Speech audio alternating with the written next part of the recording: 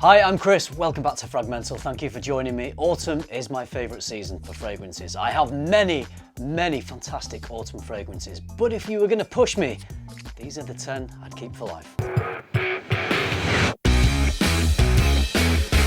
If you've been following me for a while, I'm sure you've heard me talk about these fragrances before because I love them so much. I've talked about them many times over the years. But if you're fairly new to my channel, maybe you've not heard me talk about some of my favourite autumn fragrances. One of the reasons I love autumn so much is because of the colours, the browns, the oranges, and my favourite note, tobacco, I feel works best in the autumn because I associate tobacco with being brown, and one of the best tobacco fragrances I have is Herod from Parfum de Marly. The main notes that I get from Herod are a gorgeous, sweet, spicy cinnamon, that deep, rich, woody tobacco, there's incense, osmanthus, and a dense, beautiful vanilla. This is one of those fragrances that when I first smelled it, I was pretty new to fragrances, and I sniffed this, and I just thought, are you kidding me? A fragrance can smell this good? I just immediately fell in love with this. I love the tobacco playing with that creamy, rich, dense vanilla. There's a little bit of fruitiness, maybe coming from the osmanthus. Osmanthus is a floral, but it gives off this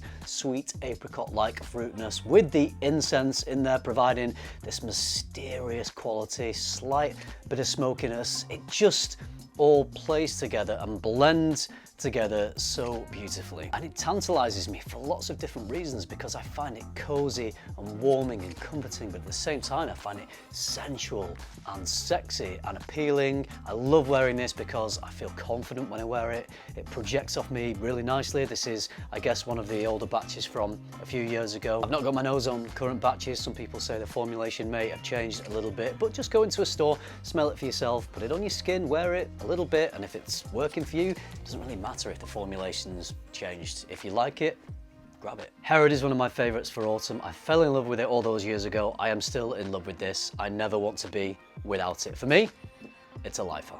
Aside from tobacco, the other big reason I love autumn for fragrances is the booze.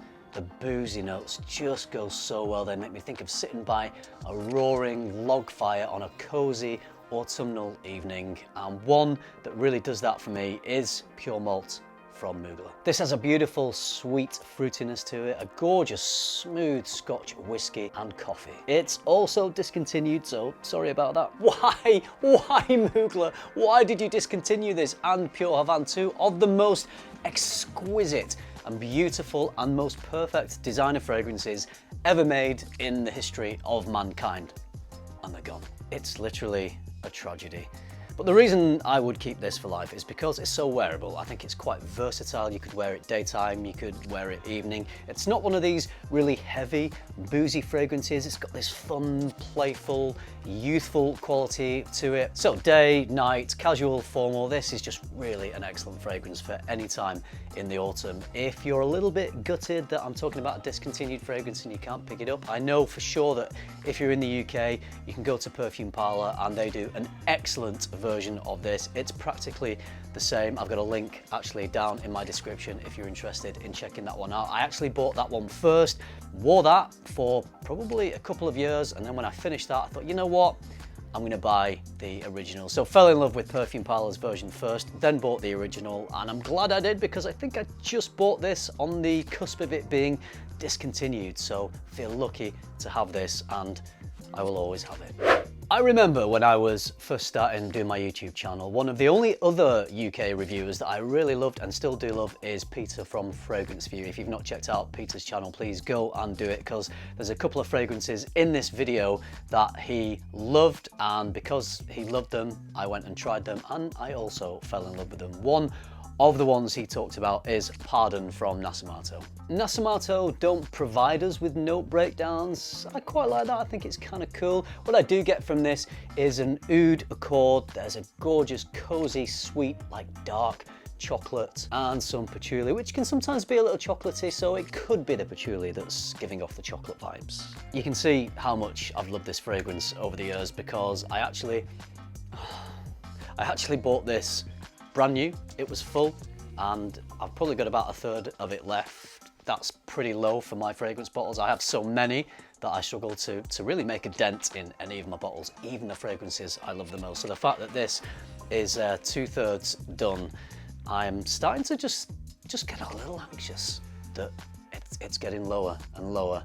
And what am I going to do when I fully run out? Well, what I will have to do is buy another bottle, because Pardon is just such an incredible cozy fragrance for the autumn, but more than that, it's impactful at the same time. It is a statement maker, it's a head turner, it's a banger, it's an autumn banger, and Pardon is something that I make no apologies about wanting to keep this in my collection for life. Thank you, Peter. If it weren't for you, I wouldn't have found love right here. So, since we're talking about Peter and him introducing me to fragrances that I deeply fell in love with, this is the other one that I bought because of him, and fell in love with it as much as he did, from Tom Ford Tuscan Leather. The main accords we get in Tuscan Leather are leather from Tuscany, raspberry, and jasmine. Again, I think the reason that I fell in love with this so deeply all those years ago is because it was one of those fragrances when I was at the beginning of my fragrance journey, and it blew my mind. I didn't know a fragrance could smell like this, so it just lodged there, it imprinted itself into my mind and into my memory, and it will forever be a smell that whenever I smell it now, whenever I wear it, it will always take me back to that first moment I smelled this, and it kind of blew my mind.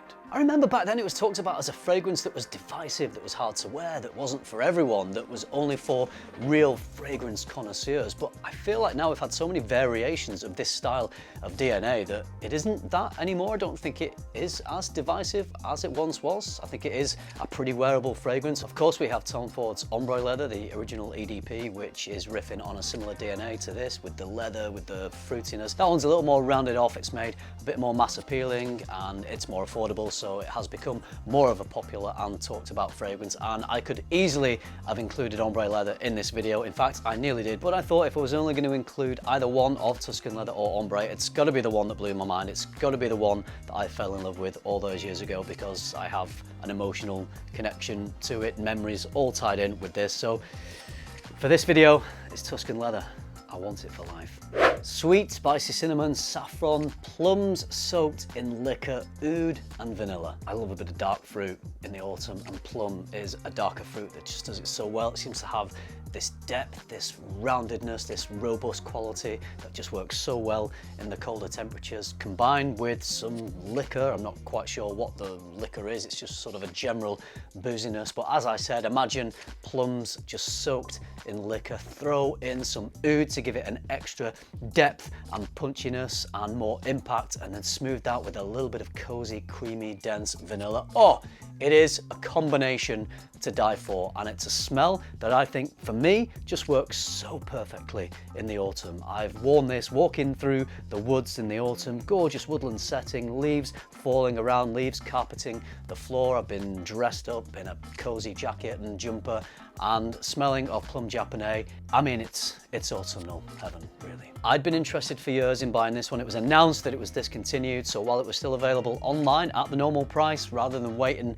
a couple of years down the line and paying silly eBay prices for used or partial bottles, I grabbed it. I paid full whack, which at the time I think was 170 or so pounds for the 50 ml. Pricey, but I'm glad I paid it, because now it's discontinued and the private blend has since gone up in price. So all in all, I'm pleased with this purchase, and Plum Japonais is just an autumn banger that I love having in my collection.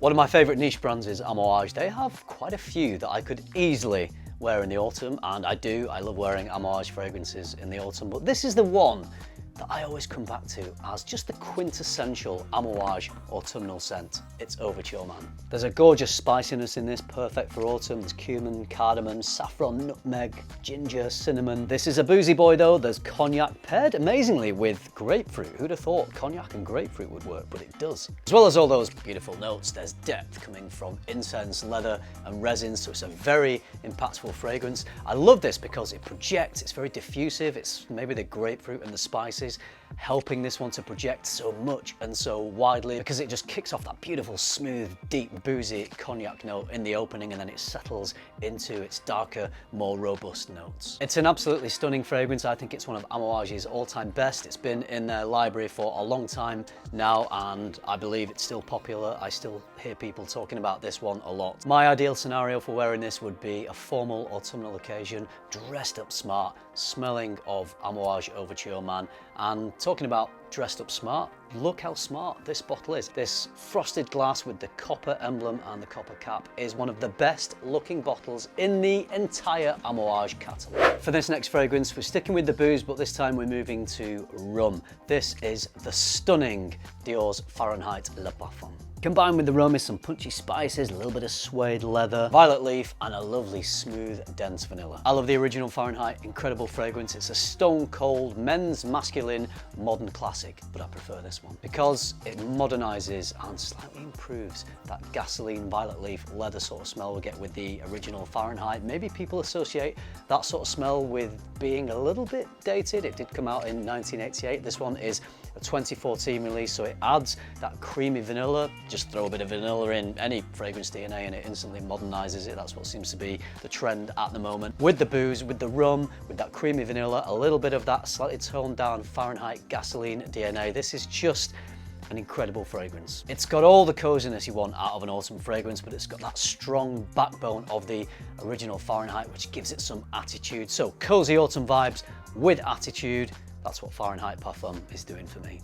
Tom Ford's Tobacco Vanille, incredible fragrance, 10 out of 10. I could easily have put that in this video, but I've already included a couple of Tom Fords, and actually this one smells similar, but I think I prefer it over Tobacco Vanille from Phaedon. It's Tabac Rouge. So we definitely get those tobacco and vanilla vibes, but there isn't actually any vanilla listed in this. It's supposedly honey and tobacco, but I'm pretty sure there is some vanilla knocking around in here. It's probably not quite as loud as Tobacco Vanille. It's a little more toned down, a little more reserved and polite, but it still projects enough. It's not a weak fragrance at all. So if you find Tobacco Vanille a little bit too loud, a little bit shouty, this one isn't. It's more rounded and a bit more well-behaved. But at the end of the day, you're just getting this wonderful, mesmerizing pairing that works so well. It's a tried and tested pairing that I love in so many fragrances, the tobacco and the vanilla. This reminds me of, I was in a tobacconist and I opened up a jar that was tobacco flavored with vanilla. The smell that rushed out was something that just reminded me of this, or Tobacco Vanille, or Zaharoff's Tabac.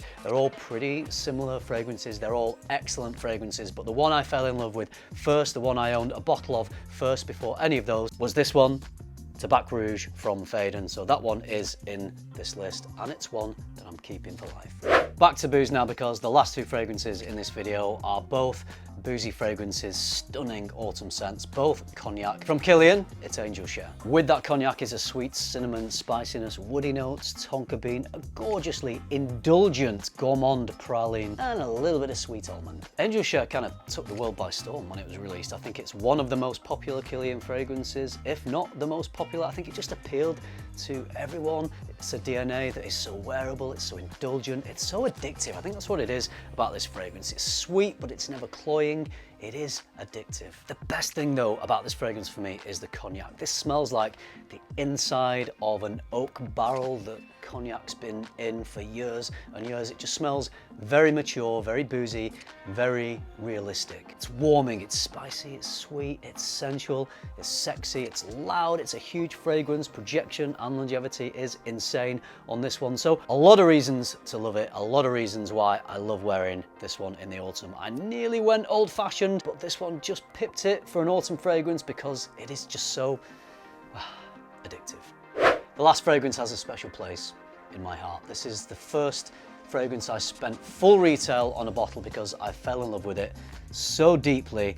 I couldn't believe that a fragrance could take me on such a journey into the depth and complexity that I find in this fragrance. From Roja Parfums, it's Enigma. Cognac, spices, tobacco, benzoin, vanilla. This is such a deep, smooth, complex, mesmerizing scent. Just to give you an idea, something that I always say about this scent is think of a Coke float, you know, like a cola float, a scoop of indulgently creamy, sweet vanilla ice cream in a cola. Add to that the complexity and the depth of the tobacco, and this just takes me on an endless journey of depth. I feel like with this fragrance, and I always say it, I smell this, I cannot smell the end of it. It just goes on and on into this beautiful, endless, mesmerizing depth. It's a masterpiece, in my opinion. It's classy, it's classic, it's timeless, it's sophisticated, it's empowering, it brings gravitas, it's got the booze, it's got the tobacco, the vanilla, all these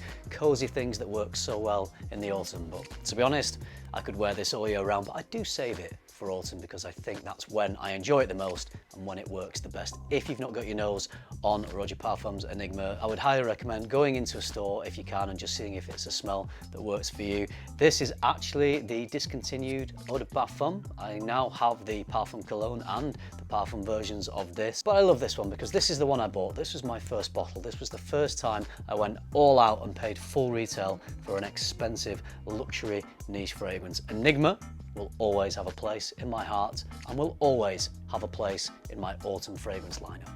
All these fragrances are really special to me. I'd love to hear what you think about them, but also I would love to hear which autumn fragrances would you keep for life? Which ones are special to you? And are they special because they have emotional connections, or do you just love the smell so much? They're just so wearable in the autumn. Let me know about your favorites for autumn. I hope you enjoyed this video. I hope you liked it. If you did, give it a like, subscribe if you haven't already, and if you do all that, I'll see you in the next one. Thanks for watching. Bye.